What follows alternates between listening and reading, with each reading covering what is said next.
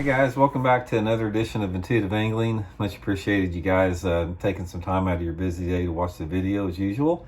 Today I'm going to show you sort of a really cool tube modification trick and talk a little bit about the way that I fish this particular setup this time of year. This is a springtime deal. It's killer in between basically the whole month of April, early into May. Sort of a forgotten deal. I'm going to show you guys how to rig it and how I fish it, everything like that. Real quick, just want to remind you guys, if you haven't had a chance to subscribe to the channel, that would just be much appreciated if you could hit that subscribe button and also the little notification bell.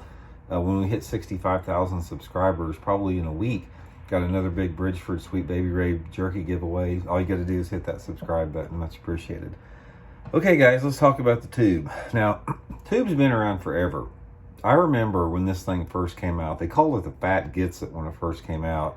And it was sort of like back in the 80s, there was this guy named Bobby Garland out of, I think he was living in Arizona, but he started doing good in some of the desert lakes on this thing he created called the Fat Gets It. And I remember back in the mid 80s, somebody brought him back out here to Table Rock, and I drew a guy in a tournament one time that I had this little salt and pepper Fat Gets It, and we just smoked him on it with a jig head. And since then, you guys know what have happened. The tubes they've been modified, they've gotten bigger, they've gotten a variety of colors, and they're basically associated now with flipping and pitching, with the exception of some guys use them still on a jig head for smallmouth up north. That's what I want to talk to you guys about today, is the effectiveness of the jig head tube that not many people use anymore in man-made impoundments all across the country, not just up north. And I'm going to show you guys how I set this up. So anyway, here's just your straight tube here. Most of the time, I like to stay with some type of a crawdad pattern, some type of the green pumpkin watermelon. It seems like you get a lot of bites. Of course, these tubes here, the difference in the tubes, guys, is all of them have a different thickness of wall in the tube here as far as the plastic goes. Most all tubes are heavily salt impregnated. Excuse me, so it makes them really hard. A tube has got a lot of salt in it for the most part, and they're really stiff and hard, very difficult to get a hook through. So the way that you want to get around that is, we talked, all you guys that have watched the channel know this, you got to rough them up with your hands, and you really need to spend some time just breaking that salt up in them. Get that salt, see the salt starts coming to the surface like that. And what this does is, the more you break it up, not only it makes the plastic a bunch softer, it gives the bait more action, and it also gives it a unique color that you can't reach. So here's the same tube held up side by side. Here's the before and here's after the roughing up. Makes a huge difference. Next thing you want to do, get your pair of scissors and come from the bottom, and you want to cut up about an inch. I like to come like almost a full inch, like this.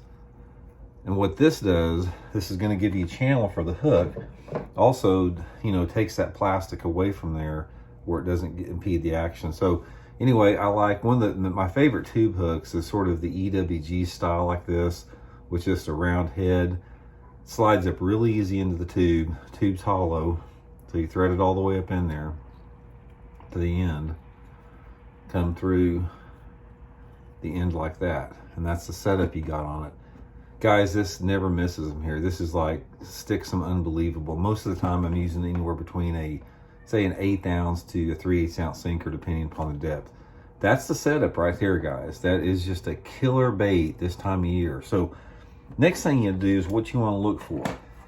The tube is an outstanding lure in April and May when you have lakes that have mixed species of bass. If you guys have a lake that has a combination of largemouth, smallmouth, and spotted bass, that's when the tube excels above anything else on a jig head like that. Especially if you've got a population of your lake population has more spotted bass and smallmouth than it does largemouth.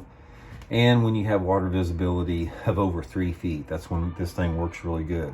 So what you want to do, there's two different areas you want to fish this in. You want to fish it on your spawning type areas. Hold on. Got Elijah out there playing with Sage. She's hollering about something.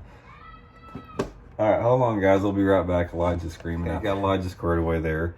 But what you want to do, there's two different ways I like to fish this. The first thing I like to do is just fan cast it in the spawning areas. Get in those areas of flatter banks, flatter coves where you think those fish are spawning, and fish it anywhere between 2 to 10 foot deep.